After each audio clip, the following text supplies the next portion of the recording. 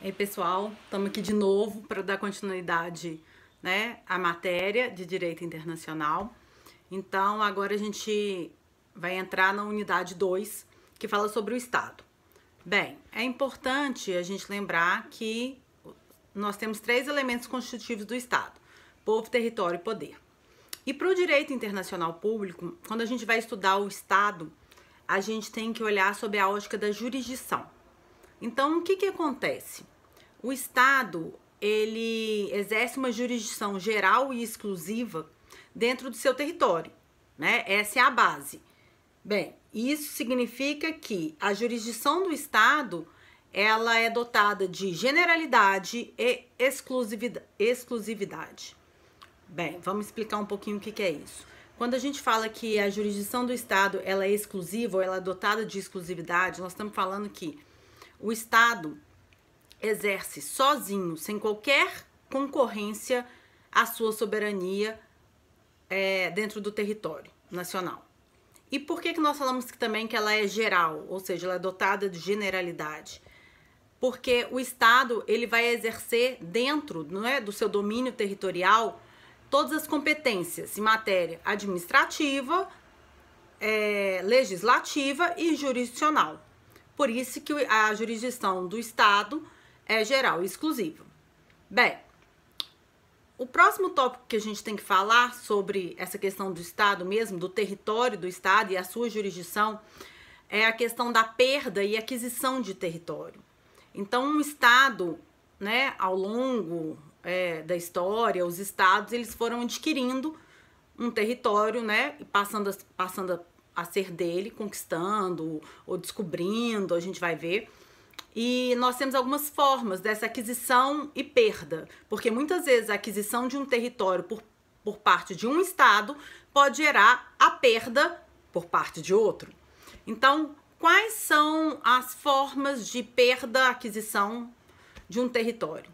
A primeira, e é muito mais histórica, que hoje em dia isso não acontece mais, é a aquisição por descoberta.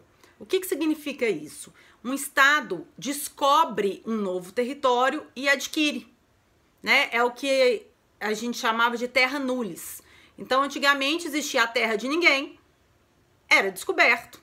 E aí, o Estado que o descobrisse, sem qualquer resistência, ele ocupava aquele território. Então, quando a gente fala em aquisição por descoberta, não há resistência, não há um emprego da força, é apenas uma descoberta, que é o caso do Brasil, Antigamente, quando o Brasil foi descoberto, o Portugal incorporou o Brasil, tanto é que o nome era Reino Unido de Portugal, Brasil e Algarves, porque foi uma aquisição por descoberta. Bem, além da aquisição por descoberta, nós temos a aquisição por conquista. O que significa isso? É quando um Estado adquire um território mediante o uso unilateral da força ou mediante guerra, Então, é um comum, nós já tivemos vários territórios que foram adquiridos em razão de uma guerra. Então, há uma resistência ao uso da força, certo? Bem, essas duas não são tão frequentes, mas nós também temos hoje em dia a aquisição de território por cessão onerosa ou gratuita. O que significa isso? Um Estado adquire um território mediante uma contraprestação, no caso da cessão onerosa, ou de forma gratuita nos casos de tratado de paz. Bem, melhor exemplo, vocês estão cansados de me escutar dar esse exemplo do Acre, que é um tratado de cessão de território. Então, o Brasil adquiriu o território do Acre mediante, essa aquisição foi por cessão onerosa, mediante uma contraprestação, um pagamento. Mas também poderia ser gratuito, Nós temos casos de cessão de território gratuito em casos de tratado de paz, tá? Bem, e por fim, nós temos a aquisição de território por decisão política, que é quando o Estado ou os Estados, em razão de um conflito, delegam a atribuição do território, ou delegam a decisão de atribuir o território a uma organização internacional. Que organização internacional é essa? Claro, é a ONU. Então, a ONU, ela atribui o território, um território a um Estado. ela não ocupa, ela não vai ocupar o território para aquele estado, ela apenas faz a atribuição e cabe ao estado ocupar e organizar aquele território. A gente tem um exemplo típico antigo, que inclusive foi um tiro no pé, que foi o Estado de Israel, né? O Estado de Israel, com a questão da Palestina, foi uma atribuição política da ONU, né, do território para o Estado de Israel em 1961 e que acabou sendo um tiro no pé. Mas nós temos vários outros exemplos, né? E hoje em dia é uma forma comum dessa atribuição de território. Quando não há guerra, mas há uma separação de Estado. Então, por exemplo, antigamente, isso não é da época de vocês, mas antigamente nós tínhamos o Timor. Ponto, era um estado. E havia uma guerra civil interna porque eles queriam se separar. E aí, por decisão política, foi atribuído o território e o estado se separou em Timor e Timor-Leste. A mesma coisa com Sérvia e Montenegro. Era um país só, Sérvia e Montenegro, e com data marcada, eles se separaram e a cada um foi atribuído uma parte do território. Bem, então essas são as formas de aquisição e de perda de território. Só um minutinho antes de eu entrar no outro tópico, gente, caso vocês tenham alguma dúvida, vocês vão me perguntando, tá? Eu vou tentar fazer um data show, um PowerPoint para vocês com resumo, igual eu montava o resumo em sala de aula, para passar para vocês também. E algumas atividades que a gente vai fazer. Bem, o segundo tópico dessa unidade é sobre a delimitação do território. Para que um estado consiga efetivamente exercer a sua jurisdição, domínio sobre o seu território, esse território tem que estar bem delimitado.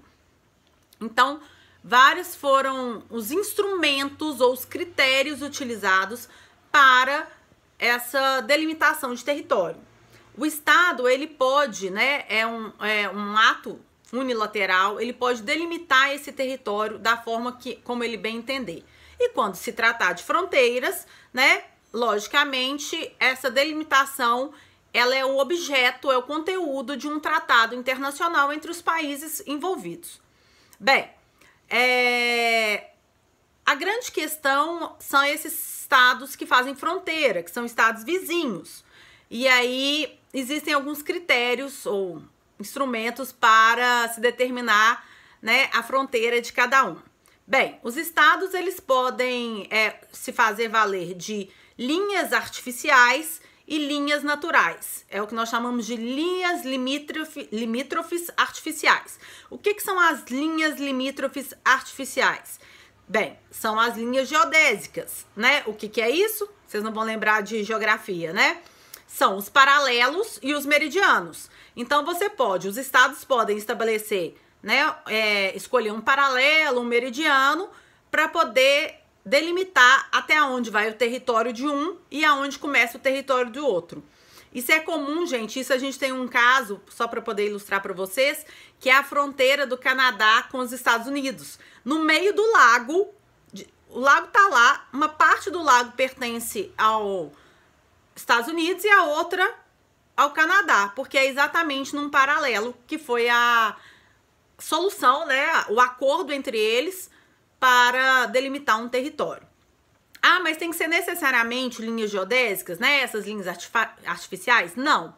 Nós também temos a possibilidade da escolha das linhas naturais para delimitar o território. Bem, essas linhas naturais normalmente são os rios e as cordilheiras, certo? Então, ao longo de uma cadeia montanhosa, né, de cordilheiras, você pode estabelecer ali aonde começa, se for no cume ou na parte mais baixa, onde começa o território de um ou o território de outro. Tem até um que é curioso, que é o Dvortium Aquarium, que eles escolhem, ao firmar o tratado, eles escolhem, na hora que cai a chuva e se divide a água, é a fronteira do território. No caso de rios, né, pode-se escolher a equidistância das margens. Enfim, são as chamadas linhas naturais que também servem para a delimitação do território. O mais importante nisso aí, gente, é ter um território bem delimitado. Porque em função desse território é que, da delimitação desse território, é que será determinado, né, a jurisdição de cada estado. Bem, eu vou gravar um próximo vídeo agora para falar sobre imunidade à jurisdição estatal. Tá bom, gente? Tudo isso que eu tô falando para vocês, vocês podem acompanhar na apostila que eu encaminhei para vocês. Beijo!